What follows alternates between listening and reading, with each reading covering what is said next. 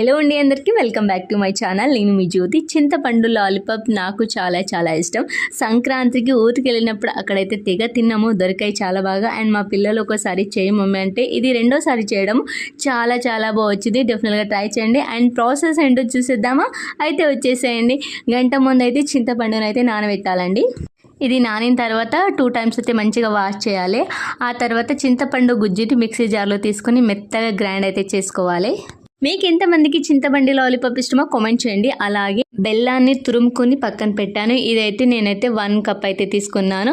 Pan పెట్టి ప్యాన్లో బెల్లాన్ని వేసి కొద్దిగా వాటర్ వేసి పాకం అయితే రెడీ చేసుకోవాలి. అంతలోగా మిక్సీ పెట్టాం కదా చింతపండు గుజ్జుని యాడ్ చేయాలి. సేమ్ క్వాంటిటీలో ఉండాలి బెల్లం అండ్ చింతపండు.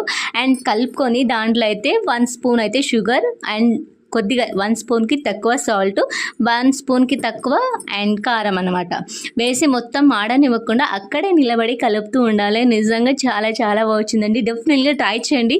పిల్లలు అయితే చాలా చాలా ఇష్టంగా తింటారు. ఇవి అన్నీ వేసిన తర్వాత మాడుతుంది, మాడనివ్వకూడదు అసలు. మాడితే టేస్ట్ అయితే పోతుంది అనమాట. అక్కడే నిలబడి కలుపుతూ ఉండాలి. ఇది మొత్తం చల్లగా అయిన తర్వాత స్పూన్కి అటాచ్ చేసి ఇవ్వండి. చాలా చాలా ఇష్టంగా తింటారు. ఇలా షాప్లో తెచ్చినట్టే ఉంటాయి డెఫినెట్గా.